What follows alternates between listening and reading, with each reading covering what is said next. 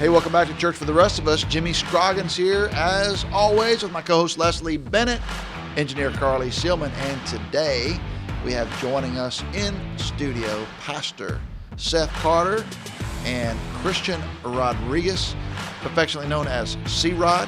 Yeah. And these guys are creatives. They work in our creative ministry. They do all kinds of things. They work with worship, video, building our kind of what we're trying to project, both what we do online for Family Church at Home, as well as what happens in the live environment. They kind of help us create environments. We're working at that.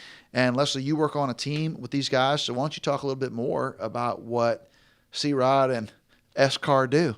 S-Car. S-Car go. I like that one. What do you? No, what do you? No, I'm just kidding.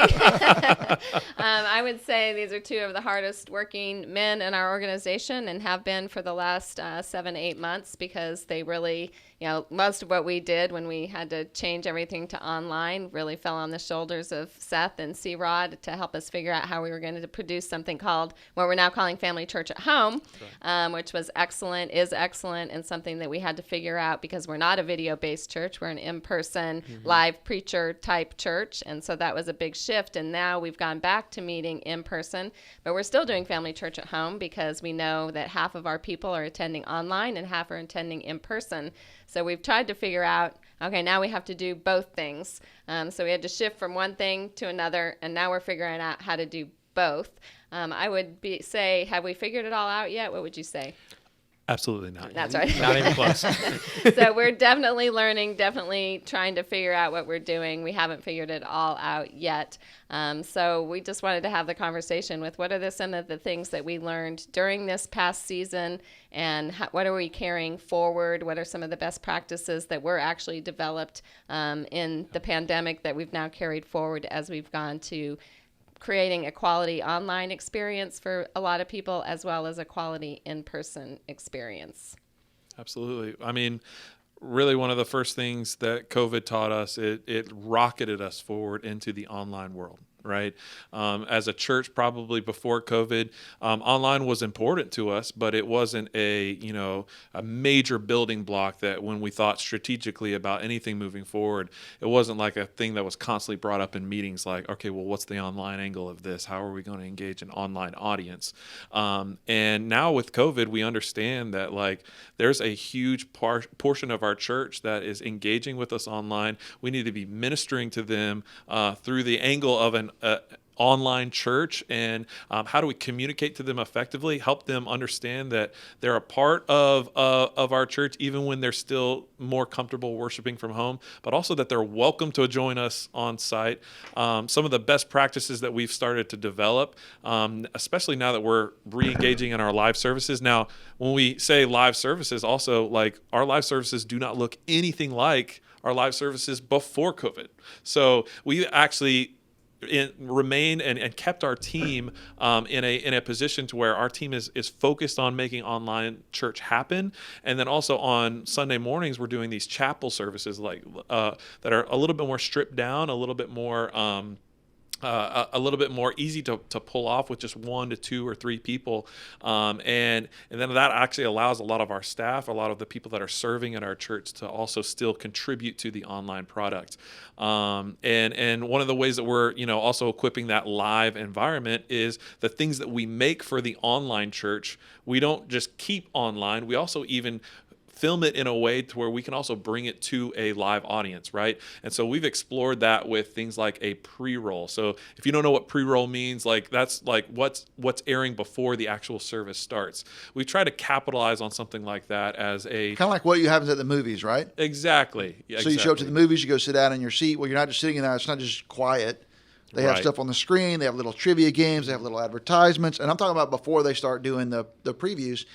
They have, all kinds of things. They're trying to capture your attention and keep you sitting in that seat. And that's what we're trying to do as well. And we learned to do that during the pandemic when we couldn't meet in person. Yeah, the interesting thing about that is we had conversations actually with Seth because we just had this kind of static slide roll that would go out to our campuses. And so we'd just take slides that we were using for other announcements and we'd just put them in a timed loop on Pro Presenter, and that would just play. Yep. So when we went to Family Church at home and we started doing the pre-roll, which Christian Rodriguez is the star of the pre-roll. I do want to mention. He's Mr. Pre-roll at He's Family Mr. Church. Pre-roll himself. No one else wanted to sign up. That's right. So that, now we've taken that we were doing, and we've, transferred that into also our in-person gatherings. So Christian, tell us a little bit about what goes into planning our pre-roll each and every week. What are some of the things that you think about?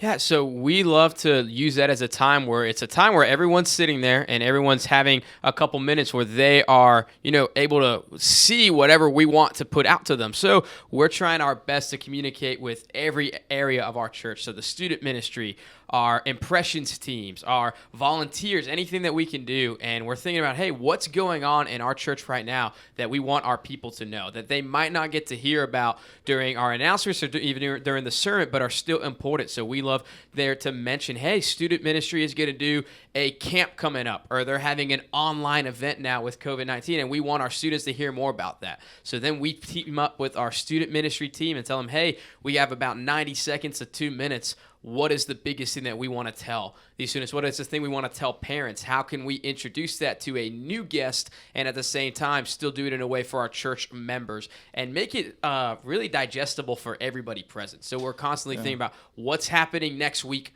what's happening in 2 weeks, what isn't going to be said in the sermon and what isn't going to be said in our announcement portion, and how can we do that in a way that's also entertaining, because everyone's been at the movie theater. The reason you do the trivia is because it's fun to be a part of. It's fun to consume. So we're also thinking about that. How can we do so in a lighthearted and really fun way so that our people are enjoying the pre-roll segments that they're watching as well? Yeah, one of the things that I like too is because we're spread out over 3 counties, and we have 12 different campuses meeting, thousands of people spread out all over the place. Everybody doesn't know things that are happening at the other campuses. So just things like we're building a new children's building at our Jupiter campus. Well, if you didn't attend there, you might not even be aware of that. But that's something that all of us are giving to through our Relentless Pursuit strategy. And so it's awesome. We've been able to show pictures, and people are like, oh, wow, I didn't know we were doing that. I've even had people tell me, we're building a new worship center at our Sherbrooke campus where Leslie attends and her family. And people said, I'd never actually been there, but when I saw the pictures on the pre-roll, I drove out there to drive by, and that's awesome. So they love it that they're learning more about our church because of pre-roll. Another thing that pre-roll allows us to do, and we always have to remind ourselves that it's not all about us. So we also have opportunities to feature what other people are doing. Yeah, so like absolutely. This week we talked about some of our team went to serve a Saturday at a Place of Hope. It's a foster care facility, and so we're going to feature them and how they were out there serving in the community. So we do try to also say, like, what are you doing? And let's tell other people not just what we're doing, but what our church is doing, being the church out there. So I think pre-roll has been a great thing. And then, like you mentioned, Seth, we also have done that with our announcements.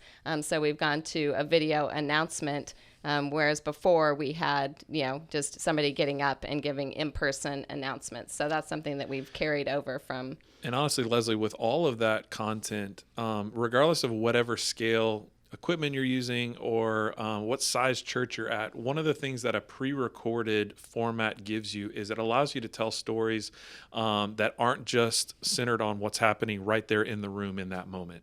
So I've noticed our church is way more aware of everything that's happening at Family Church, not just across the network, but even at their own campus. They're aware of every person that's been baptized, every person that's had a major story to tell, serve projects, things like that, that if they didn't go in person, probably pre-COVID, we might have given it a mention beforehand. Hey, you don't want to miss this event.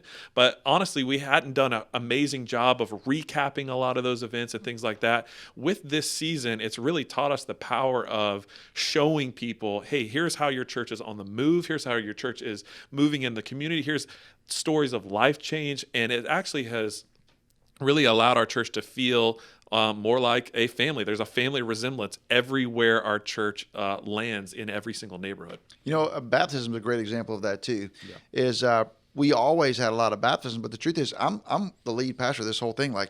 I don't know every time somebody's baptized because they're baptizing people at the beach. Then they're having the second service at the Sherbrooke campus had a baptism, and the first service at Jupiter had a baptism, and West campus baptized them after church.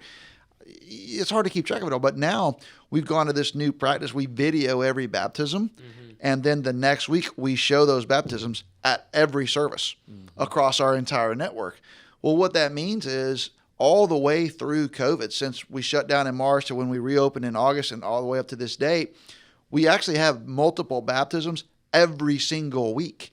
And so every single week, every campus gets to celebrate baptism via video, and it accomplishes more of what baptism is designed to accomplish. It's a more public declaration of your faith in Jesus and a wider sense of connection to your church family across all of the family church. And so, boy, that's just one of the things we've learned, the power of that. Like, we need to keep doing that, forever. That's just so wonderful and so exciting. And it lets our whole church know, wow, there's just so much going on at Family Church. So I think that's been really, really awesome, Leslie. And we've even talked about expanding that because there's other things that happen like parent-child dedications and kids' new believers classes. So when we talk about we're going to film all these baptisms, so like our huge video crew of, how many people does it take to film these things? Like, we don't have that, right? So we only have a few people who can do video. So how are we capturing these things? Like, you would know better than I. Yeah, absolutely. And it's, it's a really, really complicated process. It involves reaching down into your pocket, pulling out a smartphone, and really it's something that can be anybody in the room that has one, you can recruit them to it. We actually, from a central network perspective, a lot of the folks that know how to shoot things and things like that have spoken into how to do that well, but still the devices being used are iPhones. They're we're sitting in the middle of a gigantic technological leap forward, where like the things that we went to the moon with are less complicated than what's sitting in our pockets now. Right. The amount of computational power, and we're shooting our baptisms on something like that. And to be honest, like some of my favorite shots of any of our cameras or anything that we've ever done across the whole Family Church at Home season over the past 8-9 months has been these baptisms of, like, we shot it at a sunrise one week, and it was just the most gorgeous looking thing.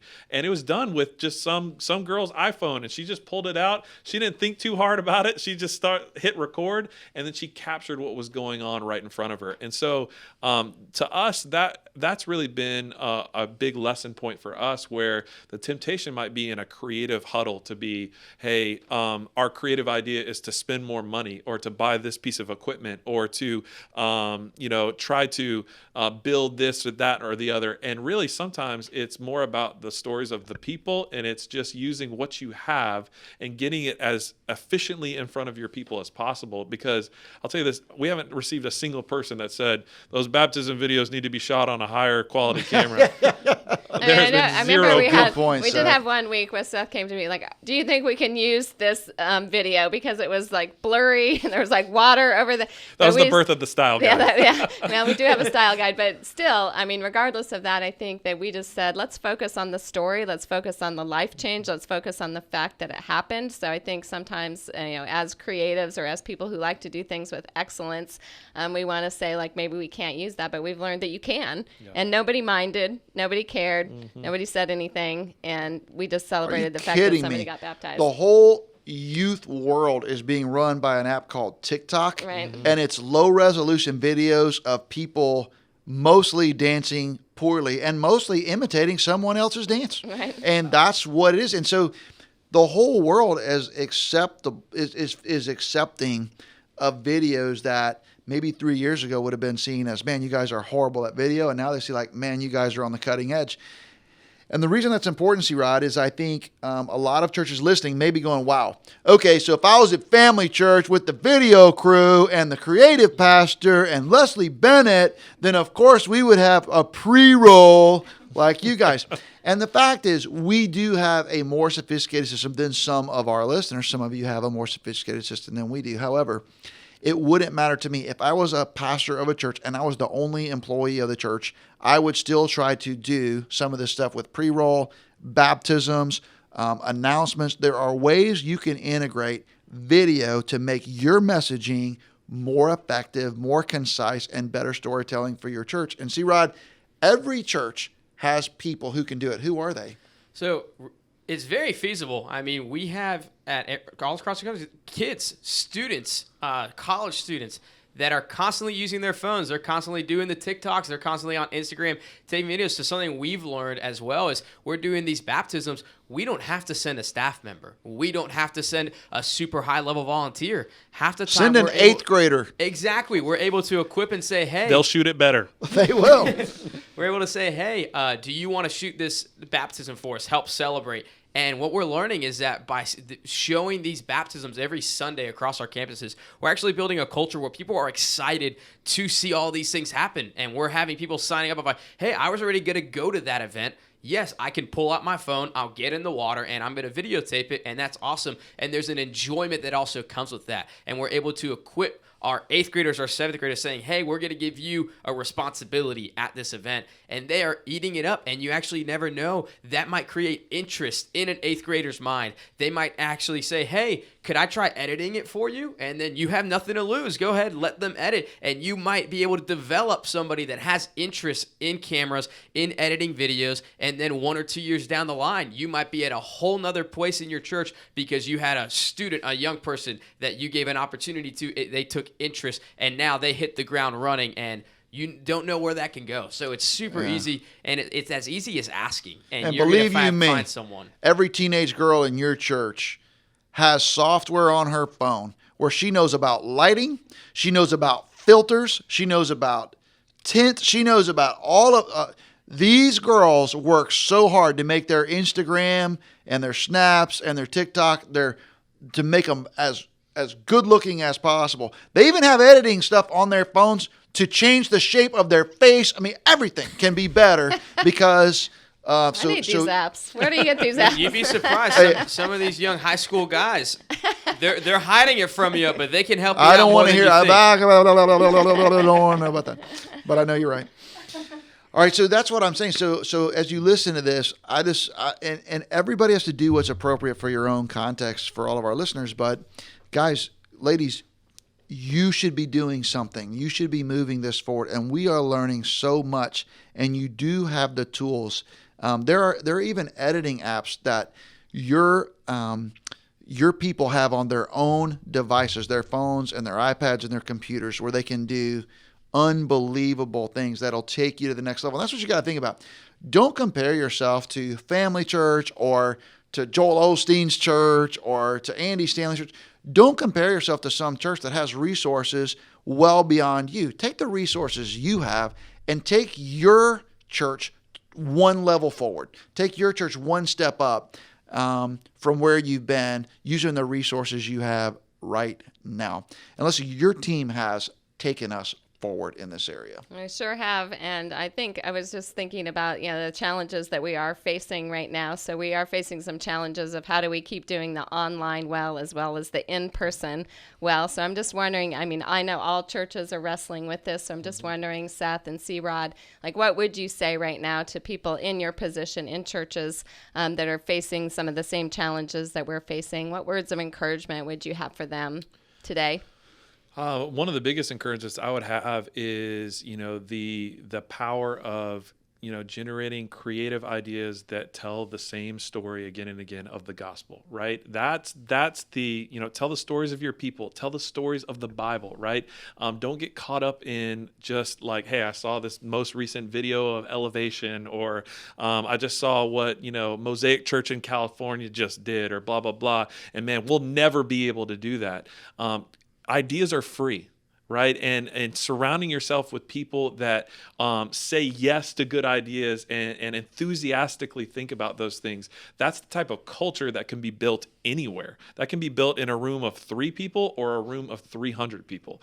And so my encouragement would be to any creative leader or a developer, that doesn't have to be staff members. That doesn't have to be people that meet a certain age bracket or work in a creative field. That could be someone who's clocking off work at their insurance agency and then shows up after church to meet for coffee to talk through how maybe to shoot an iPhone preview or a pre-roll a little bit more creatively to make your services more engaging.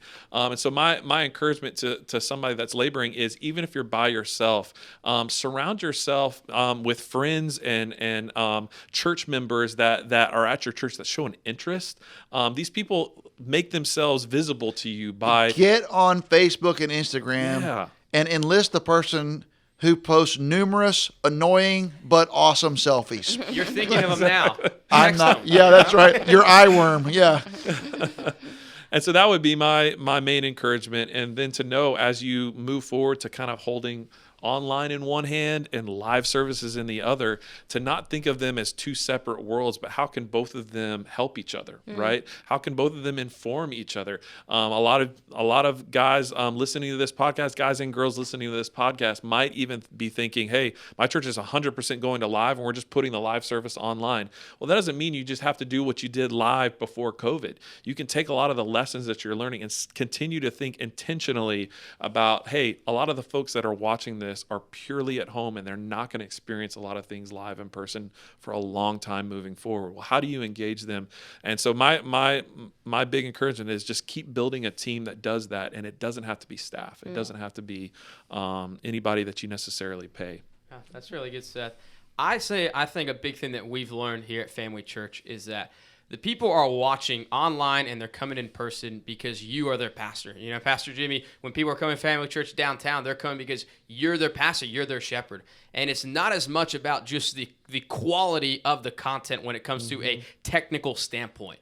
The people that are watching, some of our videos that are the most watched videos during COVID were when one of our campus pastors took a selfie video and just gave an update. The people at your church want to hear it from you. And whether that's on a selfie video or that's on Steven Spielberg's camera, that doesn't matter as much as your message to your people. And we're learning that the gospel also transcends through a video camera. That when you're preaching to that one camera in your church in Bartlesville, wherever you are, Missouri, that message that you're preaching is still going to transcend through the camera and go right to the heart of that individual. So I would really encourage, it's hard for us sometimes. I'm a perfectionist, Seth's a perfectionist, so that we want to make it absolutely perfect. But we're realizing more and more that God can use anything that he wants to use, and he's going to use that to bring glory to himself. And that when we're talking about the gospel, when we're talking about ministry, when we're talking about the things that our churches are doing, what's important is that message. And what's a lot less important is how well it looks. And you're going to gain experience, and the more you do it, the more you're going to get better at it. Our first videos, we crack up. Seth and I were talking about going back and looking at what we were doing in March, and we were learning. But our people, if you talk to them in March, they were saying, hey, that was great. I love that video. I love how we saw baptism. I love how we heard that testimony story. Hey, I love getting to see my pastor preach the message of the gospel. That's what's important. And your church is along with you for the ride. They've been with you in person. They're tuning in now. So to continue pastoring and continue shepherding, because that's what your job is. And now you're just doing it through a new avenue. So I would say stop being a perfectionist and just worry about, hey, what has the God called you to do both prior to COVID-19, during COVID-19, and what he's going to call you to do 2 years from now as well. Yeah, thanks so much, guys. You guys have given so many good ideas, and I think that are accessible to people of churches of every size, people with different amounts of resources. And this is what Church for the Rest of Us is about, is taking the resources you have at your church and doing the best you can with it. And so I hope you'll take these ideas to heart. If you would like to interact with us or get some ideas from us or get some coaching from us or a way we can speak into what you're doing, feel free to reach out to us through social media or on our website, email us, call us, whatever. Or a better way to do that would be for you to come to Church for the Rest of Us conference in February, and you could hang out. You could interact with Seth and C-Rod. You can interact with Leslie and Carly. I'm going to be there, although I don't know why you would want to interact with me because I don't know how to do any of this stuff. But you can come and we can help you get better, and you can share some ideas with us. Shoot us your ideas. Show us what you're doing. We would love to learn from you as well. It's going to be cold where you are, but it's going to be warm here in February. churchfortherestofus.com. Check it out. There's no green room. It's a small conference. You will get to have conversations with anybody that you want to. There's going to be some great leadership from all over the country. Hey, this has been Jimmy Scroggins, Leslie Bennett, Carly Seelman, Seth Carter, and C-Rod. Church for the Rest of Us. We're out.